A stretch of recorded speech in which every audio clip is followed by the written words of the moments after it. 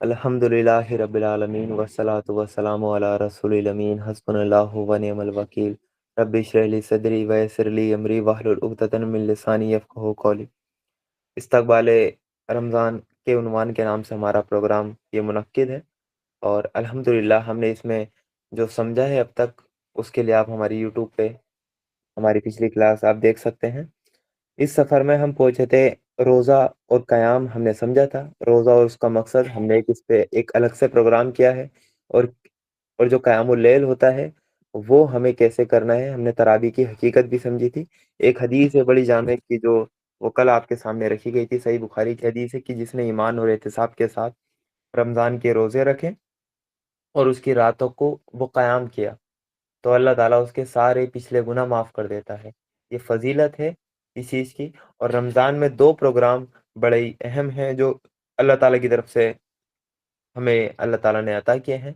एक है दिन का रोज़ा और रात का क़याम, यानी एक प्रोग्राम दिन का है, दिन में इंसान क्या करेगा रमज़ान में रोज़ा रखेगा और रात का उसका जो प्रोग्राम अल्लाह ताला की तरफ से है वो है क़याम। तो ये 2 चीज़ें हमें अदा करनी है और आज हम इसी का मकसद इंशाल्लाह समझेंगे कि रोज़ा और क़याम से इंसान का जो वजूद है, उसकी जो ट्रेनिंग है, उसके अंदर तक़वा कैसे पैदा होता है, उसके अंदर वो सिफ़ात कैसे पैदा होती है कि वो एक बेहतरीन इंसान बन जाता है, वो तक़वे वाला इंसान बन जाता है। इन दोनों के आपस में क्या कनेक्शन है।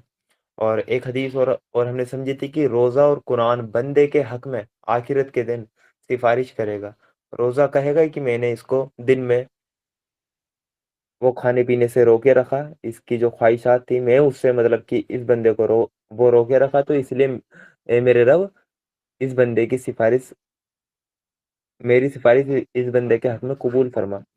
ऐसे ही कुरान है, कुरान अल्लाह ताला से भी यही कहेगा कि अल्लाह ताला मैंने इसको रमज़ान की रातों में सोने नहीं दिया, ये मेरी वजह से जागा, इसलिए इसके हक़ में मेरी सिफ़ारिश तो कबूल फरमा। और अल्लाह ताला उन दोनों की सिफ़ारिश को कबूल कर लेगा। इसका मतलब क्या हुआ कि जन्नत में दाखिला आपका आसान हो गया, जन्नत में दाखिला आपका पक्का हो गया। तो रोज़ा और क़याम की ये अहमियत है, ये इम्पोर्टेंस है। अब समझते हैं इसके मकसद को कि रमज़ान की ट्रेनिंग में अल्लाह ताला ने ये 2 अहम प्रोग्राम क्यों रखे हैं और रमज़ान का कनेक्शन हमने पहले भी हमने समझ लिया कि रमज़ान जो फ़जीलत वाला है, जो अफ़ज़ल है, वो कुरान की वजह से है। रमज़ान कुरान की सालगिरह है क्योंकि इस रमज़ान के महीने में अल्लाह ताला ने कुरान को नाज़िल किया है, इसीलिए ही रमज़ान बरकत वाला महीना है। अदरवाइज़ रमज़ान की कोई अपनी कोई खूबी नहीं है, उसके अंदर जितनी भी खूबियाँ हैं, वो सब कुरान की वजह से ही पाई जाती हैं। अब रोज़ा और क़याम के मकसद की तरफ हम आगे बढ़ते हैं और इसको हम थोड़ा समझने की कोशिश करते हैं। सबसे पहले हम इंसान के वजूद पे गौर-व-फ़िक्र करें। क्या इंसान का जो वजूद है, उसके अंदर 2 चीज़ें हम देखते हैं। एक है उसका जिस्मानी वजूद और एक है उसका रूहानी वजूद। हर इंसान के अंदर ये 2 वजूद उसके अंदर पाए जाते हैं, एक जिस्मानी वजूद और एक रूहानी वजूद और इन दोनों से मिलकर ही बनता है इंसान। अगर मैं बात करूँ जिस्मानी वजूद की जो कि हमारी फ़िज़िकल अपीयरेंस है, हमारी जो बॉडी है अगर मैं इसकी बात करूँ, तो ये अल्लाह ताला ने इसको मिट्टी से बनाया है। आदम अलैहिस्सलाम को उस जो कि सबसे पहले है वो मिट्टी से बनाया था। तो अल्लाह ताला ने हमारे जिस्मानी वजूद को मिट्टी से बनाया है, तो इसकी जो ग़िज़ा है, इसकी जो खुराक है, वो भी अल्लाह ताला ने इसी मिट्टी से रखी है। हमारा जो जिस्म है वो किससे बनाया अल्लाह ताला ने? हमें किससे पैदा किया? एक मिट्टी से आदम अलैहिस्सलाम को। तो हमारी जो खुराक है, यानी जो हम खाते हैं, जिसकी वजह से हमारा जिस्मानी वजूद वो ज़िंदा रहता है, सर्वाइव करता है, उसकी खुराक कहाँ से आती है?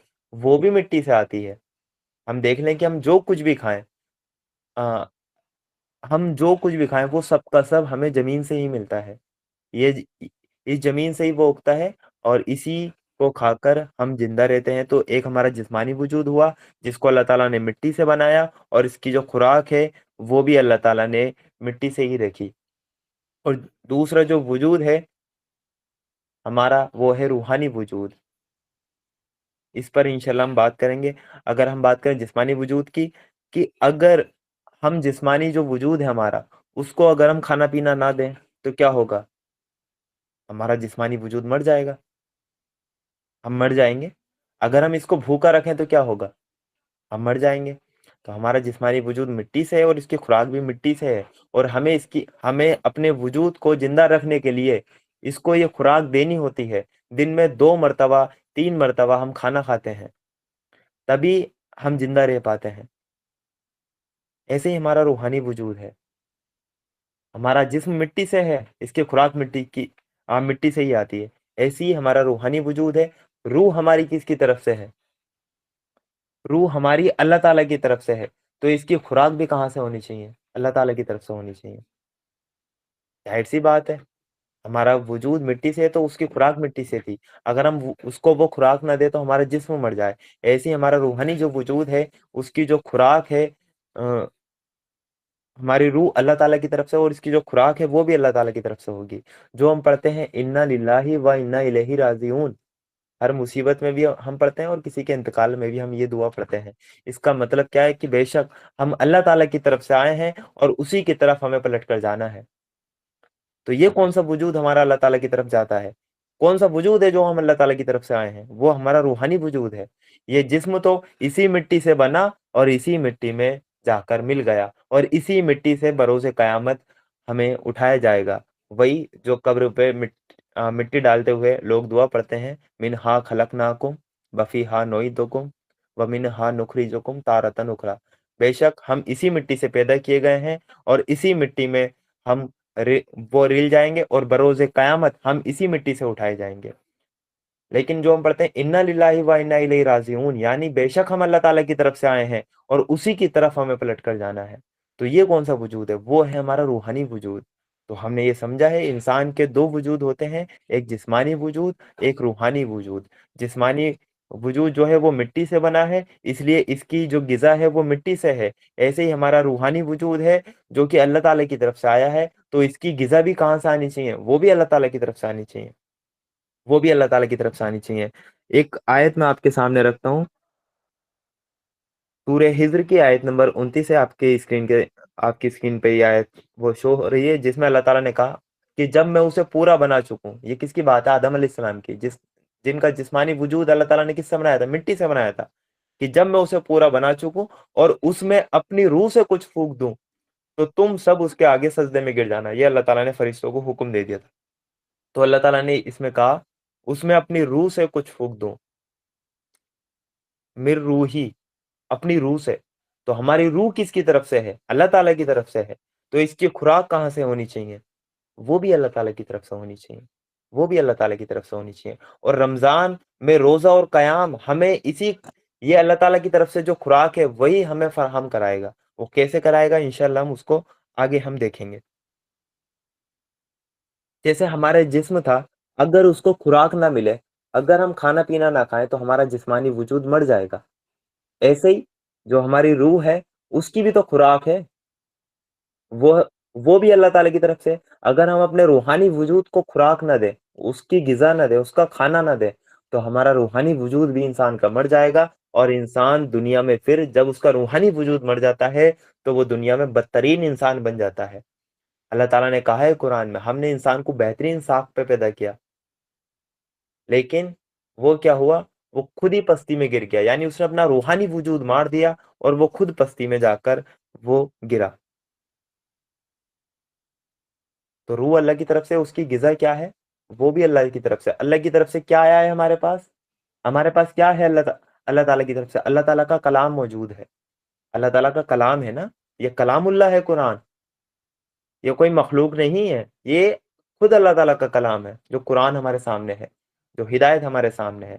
تو ہمارے روح کی غذا کیا ہے؟ جب وہ اللہ تعالیٰ کی طرف سے، تو اللہ تعالیٰ کی طرف سے وہ کیا چیز ہم تک آئی؟ قرآن۔ تو یہ ہمارے جو روح کی غذا ہے وہ قرآن ہے، اور اس قرآن کو ہی رمضان میں مسلمانوں کے اندر فیڈ کیا جاتا ہے، ان کی جو روحانی وجود ہے اس کو اسٹرونگ کیا جاتا ہے تاکہ ان کے اندر تقوی پیدا ہو۔ عام حالت میں کیا ہوتا ہے؟ فار ایگزامپل رمضان نہیں ہے، عام حالت ہے، عام حالت میں کیا ہوتا ہے کہ انسان کا جو وجود ہے اس پر انسان کے وجود روح پر غالب رہتا ہے، یعنی انسان کا جو جسمانی وجود ہے اس کے روحانی وجود پر وہ غالب رہتا ہے عام حالت میں، کیونکہ انسان ساری اپنی توانائیاں اپنے جسم کے اوپر وہ خرچ کرتا ہے، اس کی خوراک کے پیچھے وہ کرتا ہے، اس لیے اس کے روحانی وجود پہ اس کا جسمانی وجود وہ غالب رہتا ہے، لیکن رمضان میں اس کا الٹا اللہ تعالیٰ کر دیتے ہیں، اس میں روحانی وجود کو غالب کر دیتے ہیں جسمانی وجود پہ، جس سے ایک بہترین انسان بن کر نکلتا ہے۔ ایک حدیث میں آپ کے سامنے رکھتا ہوں جس سے ہمیں پتہ لگے گا کہ جسمانی وجود اور روحانی وجود میں آپس میں کیا تعلق ہے۔ عام حالت میں جسمانی وجود جو ہے وہ غالب رہتا ہے اور روحانی وجود بڑا کمزور رہتا ہے، اور رمضان میں اللہ تعالیٰ یہی چاہتے ہیں کہ جو جسمانی وجود ہے وہ تو ہمارا جو خواہشات ہیں وہ کم ہو، اور ہمارا روحانی وجود ہمارا اسٹرونگ ہو۔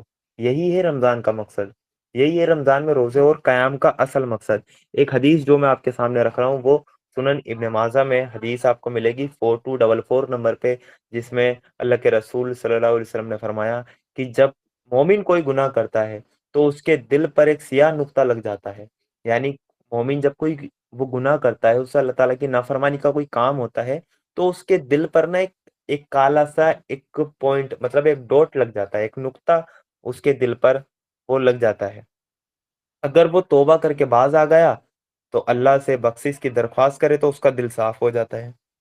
مومن سے گناہ ہوا، اللہ تعالیٰ کی نافرمانی ہوئی، تو اس کے دل پر ایک ڈاٹ لگ جاتا ہے، بلیک نقطہ لگ جاتا ہے۔ اگر وہ توبہ کر گیا اور باز آ گیا تو اللہ تعالیٰ اس کے دل کو ترنت صاف کر دیتے ہیں۔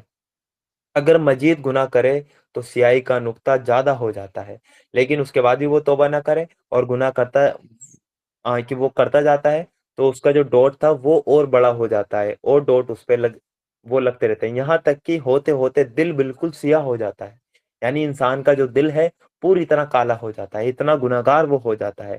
اور یہی وہ جنگ ہے جس کا ذکر اللہ تعالیٰ نے اپنی کتاب میں اس طرح فرمایا ہے، اس طرح نہیں بلکہ ان کے دلوں پر ان کے کام کی وجہ سے جنگ چڑھ گیا۔ جو اللہ تعالیٰ نے قرآن میں یہ بات کہی تھی نا کہ ان کے کاموں کی وجہ سے، ان کے گناہوں کی وجہ سے ان کے دل پر جنگ چڑھ گیا، جس کی وجہ سے وہ اللہ تعالیٰ کی ہدایت کو قبول نہیں کرتے۔ تو اس حدیث سے بھی ہمیں یہ چیز کی واضح ہوئی کہ انسان کا جو جسمانی وجود ہے وہ روح پر دھیرے دھیرے غالب آ جاتا ہے، انسان گناہ کرتا رہتا ہے اور اس کا جو دل ہے وہ سیاہ ہو جاتا ہے، وہ کالا ہو جاتا ہے، وہ اس پر وہ غالب آ جاتا ہے۔ اس لیے اللہ تعالیٰ نے سال میں ایک مرتبہ رمضان کا ہمیں ایک برکتوں والا مہینہ دیا، جس میں ہم کیا کرتے ہیں کہ اپنے روحانی وجود کو اسٹرونگ کرتے ہیں، اور جسمانی وجود میں جو خواہشات کے پیچھے لگا رہتا ہے اس کو ہم کنٹرول کرتے ہیں۔ یہی اس کا اصل مقصد ہے۔ جیسے یہ ہوتا کیا ہے، ہمارا جسم کمزور کیسے ہوتا ہے اور رمضان میں، اور ہماری روح کیسے اسٹرونگ ہوتی ہے۔ روزہ انسان جب رمضان میں رکھتا ہے تو رمضان میں دو پروگرام ہے، دن میں وہ روزہ رکھتا ہے، وہ صبح کو سحری کھاتا ہے، تو پورا دن وہ بھوکا پیاسا رہتا ہے، جو چیزیں اس کے لیے حلال ہیں وہ ان کو بھی نہیں کھا سکتا۔ عام حالت میں پانی اس کے لیے حلال ہے، وہ پی سکتا ہے، لیکن روزہ رکھ کے نہیں پی سکتا۔ کھانا اس کے لیے حلال ہے عام حالت میں، لیکن روزہ رکھ کے وہ اس کو نہیں کھا سکتا۔ بیوی کے ساتھ ہم بستری کرنا اس کے لیے جائز ہے، لیکن روزہ رکھ کے وہ نہیں کر سکتا، یعنی جو اس کی جو جنسی خواہشات ہیں وہ اس سے بھی رکا رہتا ہے، وہ کھانے پینے سے بھی رکا رہتا ہے۔ اس میں کیا ہوتا ہے کہ انسان کا جو جسم ہے وہ کمزور ہوتا ہے، حرام سے بھی رکا رہتا ہے۔ انسان کیا کرتا ہے روزہ رکھ کے، حرام سے تو بچتا ہی بچتا ہے، بلکہ جو چیزیں اس کے لیے عام حالت میں حلال ہوتی ہیں وہ ان سے بھی اس کو بچنا پڑتا ہے، جس کی وجہ سے کیا ہوتا ہے کہ دن میں اس کا جسم وہ کمزور ہوتا ہے۔ اب دو چیزیں ہیں آمنے سامنے، ایک جسمانی وجود ہے، ایک روحانی وجود ہے۔ ہمیں کیا کرنا ہے، روحانی وجود کو اسٹرونگ کرنا ہے اور جسمانی وجود کو ہمیں وہ کمزور کرنا ہے۔ تو اس کا ایک طریقہ تو یہ ہے کہ جسمانی وجود کو جس کی وجہ سے وہ اسٹرونگ ہے وہ اس کو غذا نہ دی جائے، جس کی وجہ سے وہ دھیرے دھیرے کمزور ہوگا، تو روحانی وجود آٹومیٹک اسٹرونگ ہوتا جائے گا۔ ٹھیک ہے، تو اللہ تعالیٰ دن کا روزہ میں ہمیں یہی مقصد بتاتے ہیں کہ جو ہمارے جسمانی وجود ہے، جو خواہشات ہیں، اس کو ہم کنٹرول کریں، جس کی وجہ سے ہم گناہ کرتے ہیں، تو یہ ہمارا جسمانی وجود یہ دھیرے دھیرے کمزور ہوتا ہے۔ کمزور ان دا سینس ایسا نہیں ہے کہ آپ کا ویٹ کم ہو جائے گا، بلکہ آپ اس کو کنٹرول کرنا سیکھتے ہیں، ایک کنٹرول وے میں آپ اس کو لے کر آتے ہیں، خواہشات سے رکنے کی آپ کے اندر طاقت پیدا ہو جاتی ہے۔ جنسی خواہشات جو کہ بیوی کے ساتھ حلال ہے عام حالت میں، لیکن اس حالت میں آپ اس سے بچتے ہیں۔ وہ کھانا پینا آپ کے لیے حلال ہے عام حالت میں، لیکن روزے کی حالت میں آپ وہ نہیں کر سکتے، آپ اس کو کنٹرول کرنا وہ سیکھ جاتے ہیں، تو کیا ہوتا ہے ہمارا جسم جو ہے وہ کمزور ہوتا جاتا ہے، اور جیسے ہی ہم افطار کرتے ہیں تھوڑی سی طاقت آتے ہی اور جیسی وہ توانائی آتی ہے اللہ تعالیٰ کا حکم آ جاتا ہے کہ آئیے. مغرب ہم پڑھتے ہیں، پھر عشاء ہم پڑھتے ہیں، اور عشاء کے بعد پھر آج کی قیام اللیل کے لیے آپ کھڑے ہو جائیے آپ. تو ہم اس میں قیام اللیل کی جو ایک شرط ہے کہ جو تراویح ہے، ہم تراویح میں کھڑے ہوتے ہیں. مسلسل 1 گھنٹے کی تراویح ہر انسان رمضان میں پڑھتا ہے. اس 1 گھنٹے میں کیا ہوتا ہے؟ اس کی جو روح کی غذا ہے وہ کیا ہے؟ اللہ تعالیٰ کا کلام. پھر اللہ تعالیٰ کا کلام اس کے اندر فیڈ کیا جاتا ہے. اس کی روح کو وہ غذا ملتی ہے جس کی وجہ سے روح اسٹرانگ ہوتی ہے. وہ پھر اگر وہ عربی جانتا ہے تو اللہ تعالیٰ کے کلام سے وہ اسٹرانگ ہوتا جاتا ہے. روحانی وجود اس کا بڑھتا جاتا ہے. اور اسی کی بھرپائی کرنے کے لیے ہمیں تراویح کے ساتھ ساتھ قرآن کو سمجھنا بھی پڑے گا. اگر ہم سے عربی نہیں آتی تو ہمیں اس کو سمجھنا بھی پڑے گا، اس کا ترجمہ ہمیں دیکھنا پڑے گا، تاکہ ہمارا روحانی وجود کو ایک غذا ملے قرآن کی. اللہ تعالیٰ کے احکام جب اس پہ اترتے ہیں تو ہمارا ایمان بڑھتا ہے، ہماری روح اسٹرانگ ہوتی ہے، ہماری روح اسٹرانگ ہوتی ہے. تو یہ ہے رمضان میں جو 2 پروگرام ہے. اس لیے اللہ تعالیٰ نے کہا جس نے رمضان میں ایمان کے ساتھ دن کے روزے رکھے اور رات کا قیام کیا اس کے سارے گناہ بخشی جائیں گے. اتنی فضیلت کیوں بتا دی اس عمل کی؟ کیونکہ یہ عمل ہی ایسا ہے. اگر کسی بندے نے ایمانداری سے 1 مہینے کی ٹریننگ ادا کر لی رمضان میں، جو ٹریننگ آپ کی انشاءاللہ وہ پرسوں سے اسٹارٹ ہو جائے گی اور کل رات انشاءاللہ تراویح رہے گی. تو یہ جو ٹریننگ آپ کی وہ کل رات سے اسٹارٹ ہونی ہے. یہ ایمانداری سے کسی بھی بندے نے ٹریننگ کر لی تو وہ پورا سال گناہ نہیں کر سکتا. اس کی ٹریننگ کا اثر 1 سال تک رہے گا، تبھی اللہ تعالیٰ نے یہ ٹریننگ وہ سال میں ایک بار رکھی ہے. اگر چیز جو کوئی ایمانداری سے کرے گا اس کا کم سے کم اس کا جو اثر رہے گا ٹریننگ کا وہ 1 سال تک تو وہ چلے گا ہی چلے گا. لیکن انسان کرتا کیا ہے کہ انسان کی ساری جو دوڑ دھوپ ہوتی ہے وہ اپنے جسم کے لیے ہوتی ہے، وہ جسمانی وجود کے لیے ہوتی ہے. اگزامپل کے طور پہ اگر انسان کے کوئی اگر ہلکا سا پھوڑا بھی نکل آتا ہے نا تو وہ علاج کے لیے جاتا ہے، ساری رپورٹیں کرا لیتا ہے، ڈاکٹر کی فیس بھی دیتا ہے، مہنگی سے مہنگی دوائیاں بھی خریدتا ہے. وہ کس لیے کرتا ہے؟ تاکہ اس کا جسمانی جو وجود ہے، اس کا جو جسم ہے وہ محفوظ رہے. اگر اس کو بھوک لگتی ہے تو وہ یہ نہیں دیکھتا کہ حلال ہے یا حرام ہے، وہ کھا لیتا ہے. کیوں؟ کیونکہ اس کو اپنے جسمانی وجود کی اس کو پروٹیکٹ کرنا ہے، اسے زندہ رکھنا ہے. اس لیے انسان کی ساری جو دوڑ دھوپ ہوتی ہے عام حالت میں وہ اپنی جسمانی وجود کے لیے ہوتی ہے. لیکن ہم دیکھتے ہیں انسان اپنی روحانی وجود کے لیے تو اتنا بےتاب نہیں ہوتا. انسان یہ نہیں سوچتا کہ میری روح کی بھی کوئی غذا ہوگی، اس کی بھی کوئی خوراک ہوگی، وہ اسے نہیں ملے گی تو میری روح مر جائے گی. اس کے بارے میں تو وہ نہیں سوچتا، اس کے بارے میں تو وہ نہیں سوچتا بالکل بھی. اور ایسے ہی انسان کیا کرتا ہے عام حالت میں اپنے روحانی وجود کو مار دیتا ہے اور جسمانی وجود اس پر غالب آ جاتا ہے، جس کی وجہ سے وہ بندہ گنہگار بن جاتا ہے، وہ گناہوں کی زندگی جینے لگتا ہے.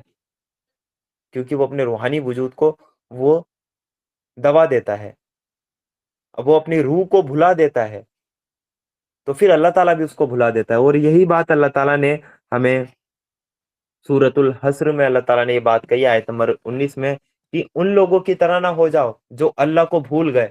تو اللہ نے بھی انہیں وہ خود اپنا جو نفس ہے ان کا اس سے بھلا دیا. یہی لوگ فاسق ہیں.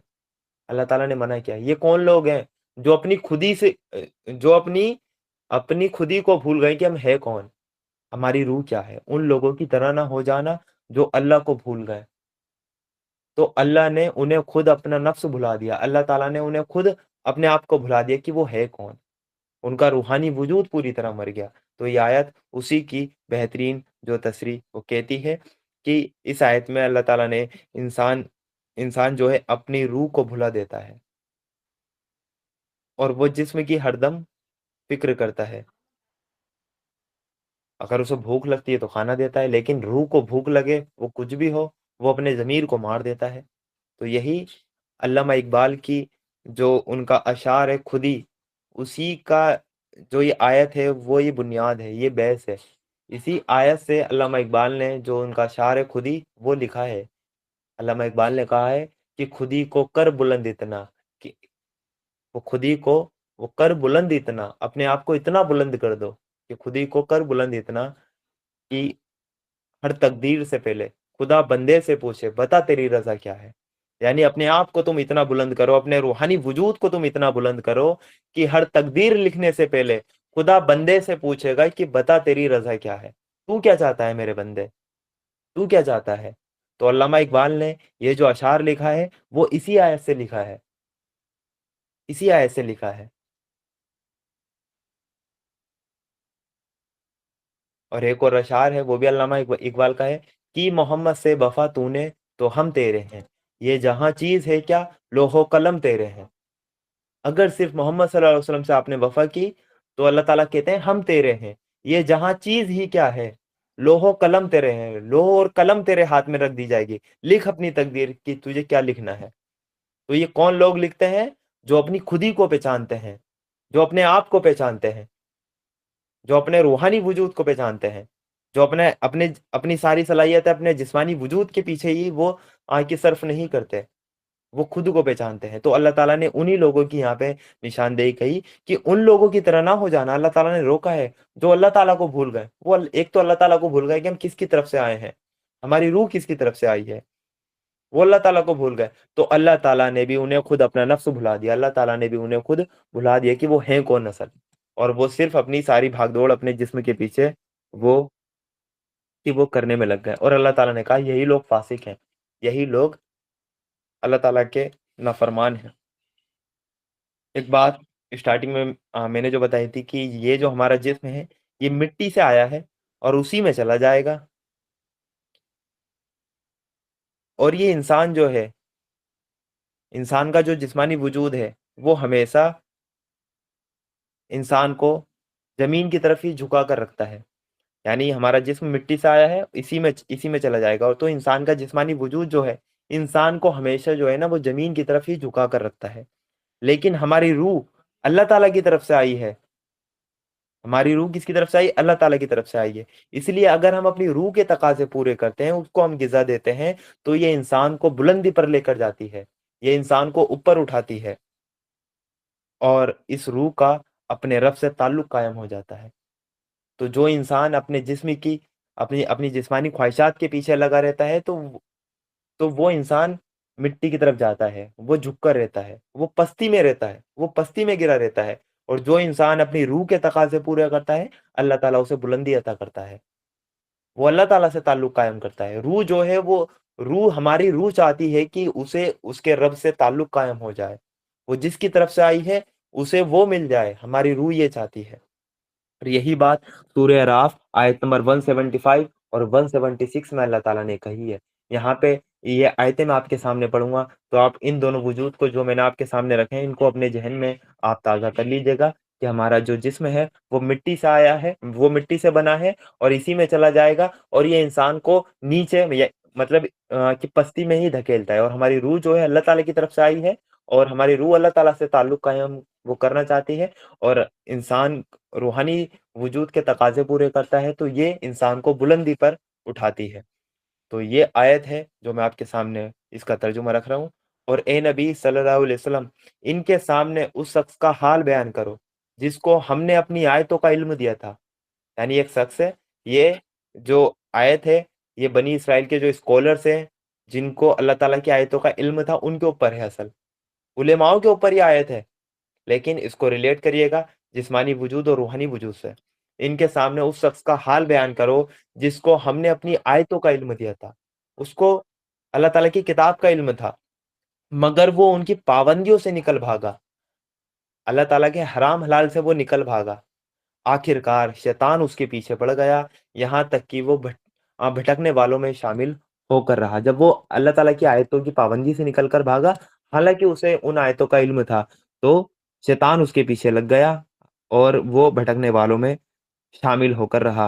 और आयत नंबर 176 में अल्लाह ताला ने कहा, अगर हम चाहते तो उसे उन आयतों के ज़रिए से बुलंदी अता करते। ये कौन-सी बुलंदी है? अल्लाह ताला की आयतों के ज़रिए से के आपको क्या मिल रही है बुलंदी? ये कैसे मिलती है? रूह किसकी तरफ से? अल्लाह ताला की तरफ से। अल्लाह ताला की आयतें जो हैं, कुरान जो है वो किसकी तरफ से? अल्लाह ताला की तरफ से। तो रूह को जो बुलंदी मिलेगी, इंसान को जो बुलंदी मिलेगी, वो किसकी तरफ से मिलेगी? इन आयतों के ज़रिए मिलेगी। अल्लाह ताला कह रहे हैं कि अगर हम चाहते तो उन आयतों के ज़रिए से उसे बुलंदी अता करते, मगर वो तो ज़मीन ही की तरफ झुक कर रह गया। लेकिन उसने ऐसा नहीं चाहा कि वो बुलंदी पे जाए। वो अपने जिस्मानी वजूद की जो ख्वाहिशात हैं, वो उसको पूरा करने में लगा। तो अल्लाह ताला ने कहा, मगर वो तो ज़मीन ही की तरफ झुक कर रह गया और अपने मन की ख्वाहिश के ही पीछे पड़ा रहा। यानी अपने जिस्मानी वजूद के वो तकाज़े पूरा करता रहा और आखिर वो ज़मीन की तरफ ही वो पड़ा रहा। इसलिए अल्लाह ताला ने फिर मिसाल देकर बताई, ये उलेमाओं की ऊपर ही अल्लाह ताला ने मिसाल दी है, बनी इसराइल के उलेमाओं के ऊपर। इसलिए उसकी हालत कुत्ते की सी हो गई कि तुम उस पर हमला करो, वो तब भी वो जवान वो लटकाए रहे, उसे छोड़ दो, तो वो तब भी वो जवान लटकाए रहे, जैसे कि कुत्ते को आप देखते हैं।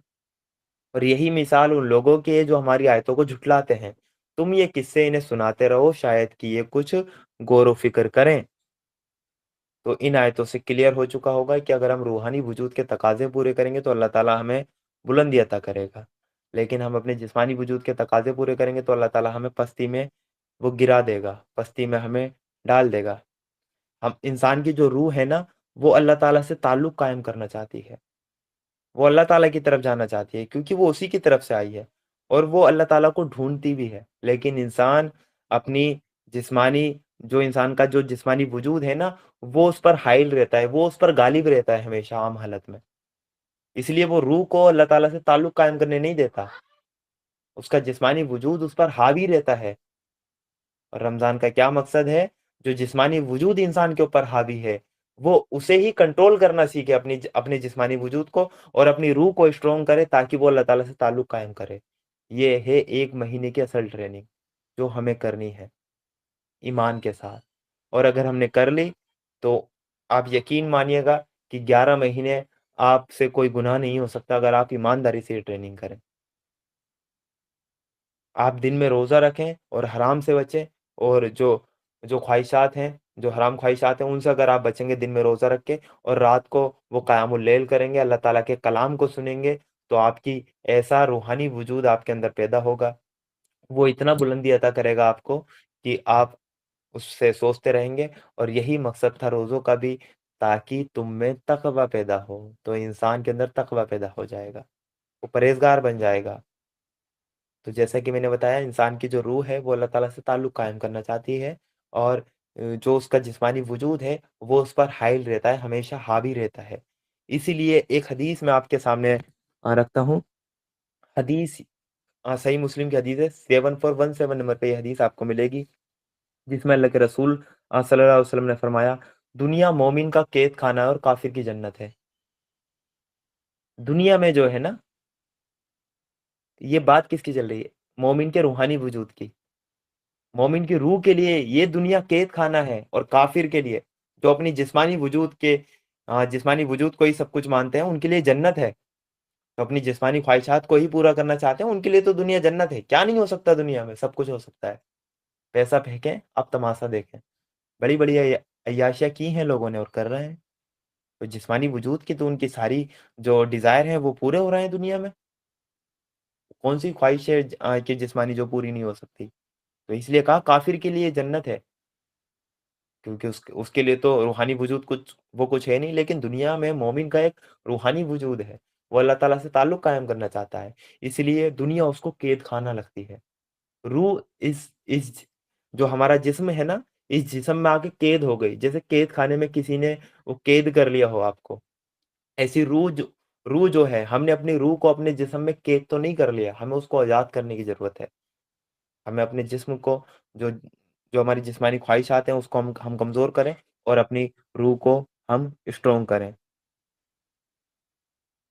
पूरा रमज़ान का और रोज़ों का यही मकसद है कि इंसान सिर्फ़ अपने रब से मिल जाए। ये इसको एक मिसाल से मैं आपको समझाता हूँ। आप एक घोड़े पर सवार हैं, आप एक घोड़े पर बैठे हैं, आप एक घोड़े पर आप सवार हैं। उसकी लगाम आपके हाथ में नहीं है, तो वो घोड़ा जहाँ मर्ज़ी चाहेगा आपको ले जाएगा। उसकी लगाम अगर आपके हाथ में नहीं है। लेकिन आप घोड़े पर सवार हैं और उसकी लगाम आपके हाथों में है, तो आप उस घोड़े को कंट्रोल कर सकते हैं। फिर आप जहाँ चाहेंगे उस घोड़े को लेकर जाएँगे। ऐसे ही यही जो घोड़े और सवार की मिसाल है, इसको आप अपने वजूद पे अप्लाई कीजिए। ये जो आपका जिस्मानी वजूद है, ये घोड़ा है और आपका रूहानी वजूद जो है, ये सवार है। अगर आप अपने जिस्मानी वजूद को खुला छोड़ेंगे, तो ये आपको जहाँ मर्ज़ी वहाँ लेकर जाएगा, अगर आप इसको कंट्रोल नहीं करेंगे। लेकिन आप अपने जिस्मानी वजूद की जो लगाम होती है वो अगर आप अपने पास रखेंगे तो आप इसको जहाँ चाहेंगे वहाँ लेकर जाएँगे। ये घोड़े और सवार की मिसाल को आप अपने ज़हन में रखें और अपने जो इंसान के जो 2 वजूद हैं जिस्मानी और रूहानी, उससे आप इसको कंपेयर करें। ये जिस्मानी वजूद हमारा बेलगाम घोड़ा है, इसको हम खुला नहीं छोड़ सकते, इसको खुला नहीं छोड़ सकते। रूहानी वजूद को हमें स्ट्रॉन्ग करना है। और रमज़ान में यही होता है, जो हमारा जिस्मानी वजूद है, जो बेलगाम ये घोड़ा है, वो रोज़े रखने से कमज़ोर होता है। जब वो कमज़ोर हुआ, तो इसको मारना, जैसे 2 फाइटर हैं, 2 फाइटर में से एक फाइटर वो कि उसको दिन में भी मतलब वो फाइट करनी है और रात को भी फाइट करनी है। तो वो बेचारा दिन में ही मतलब उसको किसी ने थका दिया। तो रात को क्या वो फाइट कर पाएगा? रात को तो उसके अगर एक मुक्का भी कोई मार दे वो ढेर हो जाएगा। यही है, ये जो हमारा बेलगाम घोड़ा है, इसको कंट्रोल करने के लिए जो उसकी लगाम अगर आपके हाथ में है, तो रोज़ा रखते हैं तो इस बेलगाम घोड़े को आप अपने हाथ में कंट्रोल रखते हैं। आप इसको खाने-पीने नहीं देते। हलाल होता है दूसरी हालत में, लेकिन इस हालत में आप इसको खाने-पीने नहीं देते। हराम काम करने से रोक के रखते हैं, तो इसकी लगाम को आप दिन में खींच के रखते हैं, इसको कमज़ोर करते हैं और रात को आप अपने रूहानी वजूद को वो ग़िज़ा फ़राहम करते हैं, जिसकी वज़ह से आपकी रूह का अल्लाह ताला से ताल्लुक वो कायम होता है और ये हमारा जिस्मानी वजूद ढेर हो जाता है और हमारी रूह गालिब हो जाती है। और ये जो ट्रेनिंग है, सिर्फ़ 1 दिन नहीं करनी है आपको, मुसलसल 30 दिन ये ट्रेनिंग आपको इस ट्रेनिंग पीरियड से जो ये ट्रेनिंग पीरियड है, उससे आपको गुज़ारा जाता है। तो आप सोच सकते हैं कि रमज़ान के बाद आप वो कैसे इंसान बन जाएँगे, अगर ये मकसद आपने समझ लिया। लेकिन हम देखते हैं कि हमारे मुआशरे में रमज़ान जाता है और ईद के दिन ही सारे गुनाह आम हो जाते हैं। तो इसका मतलब क्या हुआ? ना उन्होंने इसका मकसद समझा, ना इस ट्रेनिंग से वो गुज़रे, बस सिर्फ़ ज़ाहिरी शक्ल उन्होंने इख्तियार कर ली और उसका क्या रिज़ल्ट निकलेगा वो सब हमारे सामने होता है। शव्वाल के महीने में ही हमें वो रिज़ल्ट उसका नज़र आ जाता है। तो हमारी रूह जो है वो अल्लाह ताला से अपना ताल्लुक वो कायम करना चाहती है। इसीलिए ही सूरह बकरा में आयत नंबर 186 ये जो बीच में आई है, आयत नंबर 183 से 188 तक रोज़ों का मुसलसल अल्लाह ताला ने पूरा रुकू रोज़ों के लिए ख़ास कर दिया। लेकिन ये बीच में 186 आयत कैसे आ गई? इस आयत की लॉजिक आपने कभी देखी? इसमें तो रोज़े का कोई भी हुक्म नहीं, जो आपकी स्क्रीन के सामने है। ये आयत कैसे आ गई? क्योंकि रोज़े से जो होगा रमज़ान इससे पहले 185 में रमज़ान का ज़िक्र था कि रमज़ान वो महीना है जिसमें कुरान नाज़िल किया गया है। फिर आप पे रोज़े रमज़ान के फ़र्ज़ कर दिए गए थे। और 186 में ही ये बात अल्लाह ताला ने कह दी और फिर इसके बाद फिर रोज़ों की बात स्टार्ट होगी। तो बीच में एक आयत अटपटी सी लग रही होगी आपको, अटपटी सी नहीं है।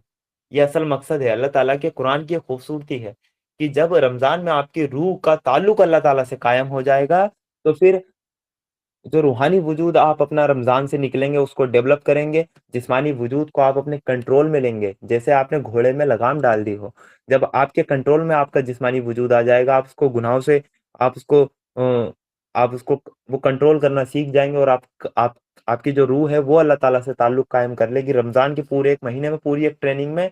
तो फिर ये आयत आप अब पढ़िए और ए नबी सल्लल्लाहु अलैहि वसल्लम अल्लाह ताला कह रहे हैं कि मेरे बंदे अगर तुमसे मेरे बारे में पूछें तो उन्हें बता दो कि मैं उनसे करीब ही हूँ। उन्हें बता दो मैं दूर नहीं हूँ, मैं करीब ही हूँ। तुम्हारी रूह का ताल्लुक मुझसे हो चुका है। तुम्हारी रूह मुझ तक आ चुकी है। तो मैं उनसे करीब ही हूँ। ये किसकी बात चल रही है? क्या हमारे जिस्मानी वजूद की बात चल रही है? नहीं, हमारी रूहानी वजूद की बात चल रही है। पुकारने वाला जब मुझे पुकारता है, तो मैं उसकी पुकार सुनता हूँ और जवाब भी देता हूँ उसे। तो उन्हें चाहिए कि मेरी पुकार पर लब्बैक कहें और मुझ पर ईमान लाएँ। ये बात तुम उन्हें सुना दो, शायद कि वो सीधा रास्ता वो पा लें। सूरह काफ की आयत नंबर 50 है जिसमें अल्लाह ताला ने कहा, हमने इंसान को पैदा किया और उसके दिल में उभरने वाले वसवसे तक को हम जानते हैं। हम उससे इतना करीब हैं, उसके अंदर जो दिल में जो वसवसे आते हैं ना, उसको भी हम जानते हैं। वो चीज़ भी जानते हैं जो इंसान खुद नहीं जानता। और फिर अल्लाह ताला ने कहा, हम उसकी गर्दन की रग से भी ज़्यादा उससे करीब हैं। जो इंसान की पैरग होती है, जिसके कटने के बाद इंसान की जान निकल जाती है, तो उससे भी ज़्यादा अल्लाह ताला हमारे करीब है। इतना करीब है अल्लाह ताला हमसे। तो वो किससे करीब है? हमारे रूहानी वजूद से। वो हमारे रूहानी वजूद से अल्लाह ताला इसलिए हमारे वो करीब है। इसीलिए अल्लाह ताला ने रोज़े का जो एक मकसद है और इसका जो अज़्र व सवाब है, उसके बारे में हमें अल्लाह के रसूल सल्लल्लाहु अलैहि वसल्लम ने हदीस दी है, हदीस कुदसी है जिसमें अल्लाह ताला डायरेक्ट फरमाते हैं, 1904 नंबर पे है सही बुखारी में, जिसमें अल्लाह ताला फरमाते हैं कि इब्ने आदम का हर अमल वो खुद उसी के लिए है, जितने भी अमल करता है वो खुद उसी के लिए, मगर रोज़ा ख़ास मेरे लिए है और मैं ही रोज़े का बदला दूँगा। यानी रोज़ा सिर्फ़ ख़ास अल्लाह ताला के लिए है।